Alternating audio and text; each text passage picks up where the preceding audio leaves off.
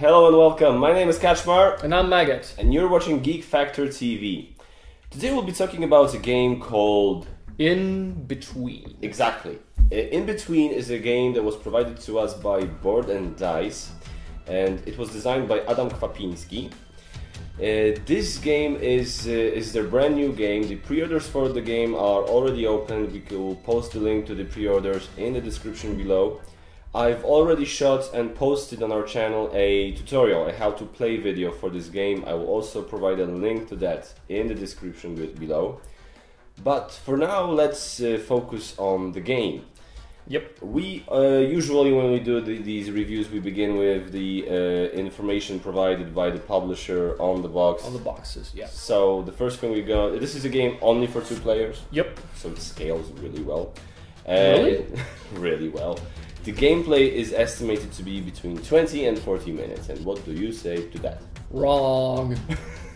That's what I say. The bottom limit, the 20 minutes is... That's completely unrealistic. I don't know in what universe that was calculated, but no, it's from our experience with the game so far, it usually takes around 40 to 50 minutes per game. The 20 minutes, if you absolutely don't pay any attention to what you're doing and you're just throwing cards onto the table like that, maybe you'll manage in 20 minutes, but if you want to play, if you want to get involved in the game, I don't think that's realistic at all. Yeah, exactly, because I was playing with my wife and it was our first game, it was her first game of that, and she was not paying attention to the strategy. She was just playing the cards because she was trying to get to know the game, get to feel the flow of the game. And the game lasted about 30 minutes. So if you have 2 people who are even in the slightest, and like Maggot said, involved in trying to figure out the game, trying to figure out the strategy, 40 minutes is I would say the minimum. I think it was optimal. Like it is about between 40 and 50 minutes. Mm-hmm. So it's not longer than that, much longer than that, but 20 minutes unrealistic. Age-wise, 12 plus. Yeah, I mean, in my opinion, as far as the this horror vibe, because this game has this sort of thriller horror vibe to it, I think you'll elaborate on that a bit more. About the inspirations from where the inspirations were drawn, but even though this is kind of a thriller / horror type thing, it's not graphic enough to make the younger players feel, I don't know, scared. There's nothing inappropriate in the artwork here. So as far as the graphics are concerned, 12 plus is okay.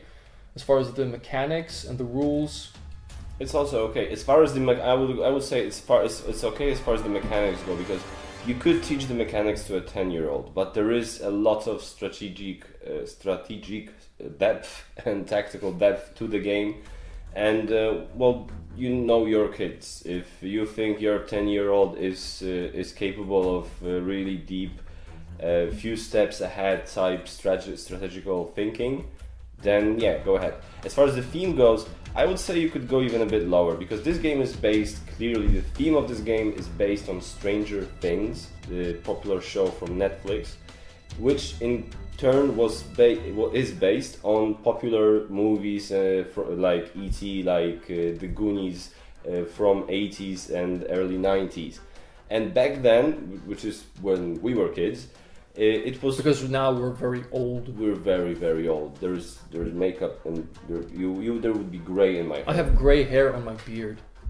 That's so sad. Yeah, you do. I've never noticed that before. I've actually never noticed that you've got gray. Yeah, I'm Maggot the Grey. Oh my god. Okay, that's depressing. And back then it was normal for 10-year-old kids to watch those movies, even though they were kind of scary and people died in those. And the same goes for the theme of this game. It's kind of scary. I don't think people actually die anywhere on any of those cards, but they are drawn to the other dimension. They are devoured, technically, which you could say is dying.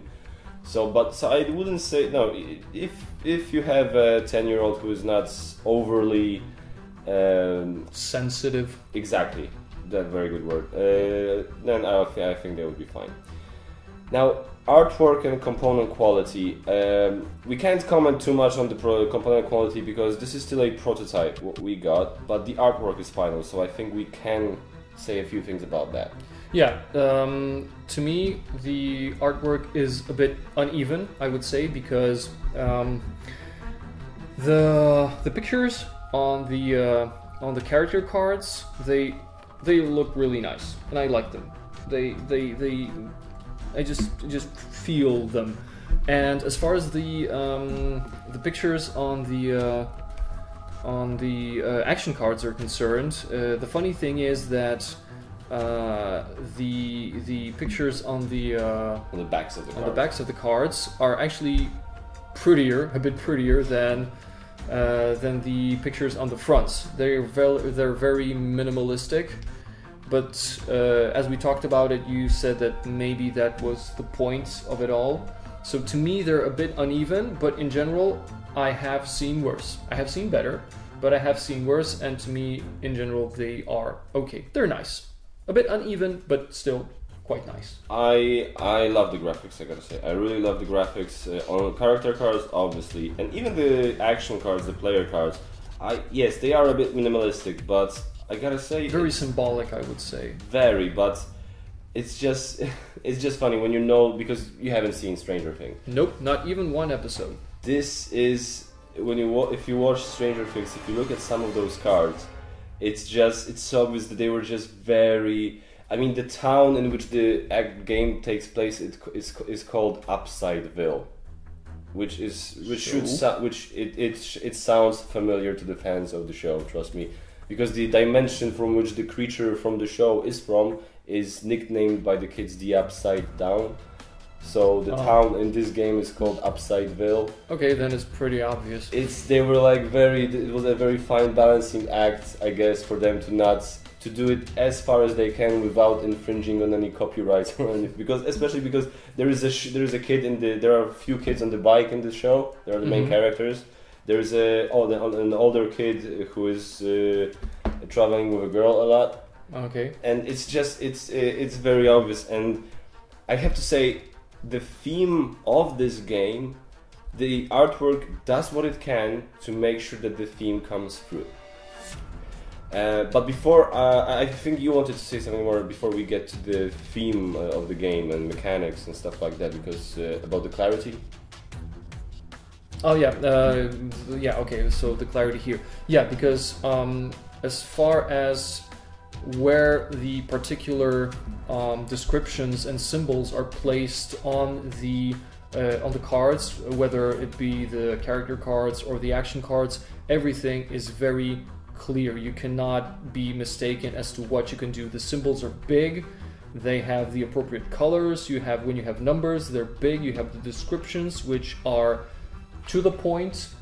I don't think you can make a mistake here. So it's all very clear, very understandable, and very easy to play with what you've got here. It's not like you have to ponder on what does that mean and constantly looking into the manual to see what you can do. No, so that makes the game that more easier, because it is easy. Yeah, it is. It's easy to master. And well, it's as far as the theme goes, as a fan of the show, when we played this with my wife, who's also a big fan of the show Stranger Things, we played the Stranger Things soundtrack in the background. We did feel the theme come through, but it was kind of thin. We have to be honest. I don't know about you. But it's actually very good to have you here, because you do not know the show. And how do you feel about the theme coming through? Well, I felt like a tiny pinch, I have to say, of the atmosphere, because a pinch of theme,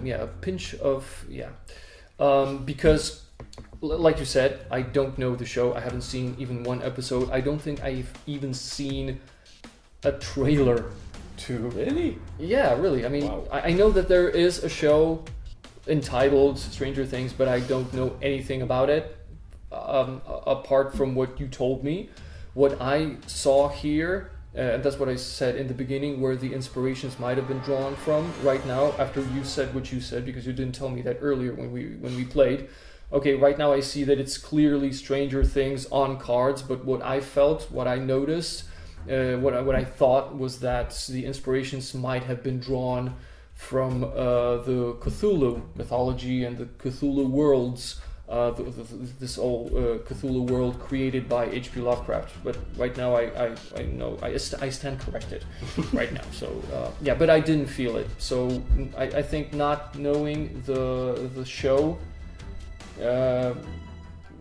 it just results in not feeling this atmosphere. I felt a pinch thanks to the artwork, but apart from that, to me, it's just strategy, logic, and trying to figure out how to outsmart your opponent in this, like you called it, tug of war, because that's what this game basically is. Yes, and as far as that aspect of the game is concerned, this game is really good. It is, yeah. It just works brilliantly. It flows very well. This tug of war aspect is really nicely done, because it's quite, at the beginning of the game it is a bit frustrating, because it is very easy to get one step ahead of your opponent, like constantly, because all you do is, okay, so I'm placing my safety marker here, then I'm taking it away, then I'm switching this character, then I'm switching it back, and it's very easy to do that. But as the game goes on, as you have fewer cards on your hand, as you have different cards on your hand, as you have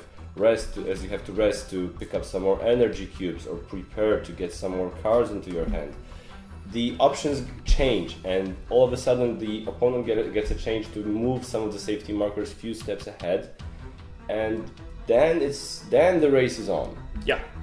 And it's a proper intellectual race, a proper intellectual, like we said, tug of war, and I really like that. But as it comes at the cost of the theme, because it just, we look, we analyze, we calculate, and we try to make the best decision possible based on the information we have. That's what this game basically is. And if you like that sort of stuff, you will be very happy with it. My God, you said that so brilliantly that I don't know whether I'll be able to add anything. Well, then we're done, I guess. Yeah, well, I mean, I liked all the aspects that you mentioned. As far as that is concerned, so right now, let's finish with the theme and the atmosphere, putting that aside. If you like the sense of rivalry, if you like the competition, if you like this tug of war sort of thing, it's like I have this association in my head with a volleyball match. Like, you know, the ball goes from one side of the court to the other, but then finally somebody has to provide like a killer spike to score the point, and that's how it can be right in this game. Because in the beginning, we might just try to, you know, make out what the opponent is planning. So it's like this. Okay, I'll flip this card once, you'll flip another one, so we are still in balance. But after a while, you start coming up with a strategy. You have your hand, and then you can suddenly, bam, Joker, and the balance is over. And then we're both of us are starting to go in different directions, or maybe sticking to countering our opponent's moves. There's a lot of game, as in gameplay, within this very small box. And this is something I love. I always love, and especially when it comes to this publisher, Board & Dice, because this is the third game of theirs that I've played after Multi-Universum and Super Hot, the card game, that does the exact same thing. A lot of game in a small box, and I love that. I respect the hell out of it when you can do that. When you can put a lot of game into a small box, you have my respect, sir. And there is a lot of game here. Yeah. The replayability is very high for a game of this size and of this price. At least that's what we assume after the... Well, yeah, we haven't been playing it for like 6 months and 50 plays or something, but I guess we have to assume this because we are not bored yet. Definitely. Not yet, no. Because based on the games that we played already and some experience that we have, we can pretty much, we can make this prediction. Yes. Yeah, that this game will not get boring even after a while. Yeah. if you want to come back to it from time to time, it's always going to be fun because you have 3 types of cards, but these cards, each card presents you with a couple of different things that you can do, at least 2, right? With these, you have these special abilities. You can use this, you can use that, you can use the tokens to extend how you can influence the characters. So there's really a ton of a game in this very small volume of a box. So yeah, exactly. Nothing more to add here. There is only one thing that we are skeptical about. Yes. Is this one aspect of the mechanics, is the awareness, because as you either draw the people from the town into this void of madness, or however you call it, or when you secure, you just went full Cthulhu there. The void like of madness. Like I said, well, my associations were with Cthulhu. Or either you secure your townsmen, you gain something called awareness. Yes. And yeah, exactly. Because the whole point is you can. This is one of the conditions you can win this game by. Yeah. Is you can get to the level 6 of awareness, or the more standard. Let's use this word. Standard one is you draw free characters into your own dimension to the maximum level of being either secured or devoured. Now the problem with this, though, because technically it is cool that any game that has a few ways to reach a victory is always cool in that part, because it's always nice to have that ability to go either this way or this way. Diversity is always very welcome. Exactly, 100% true.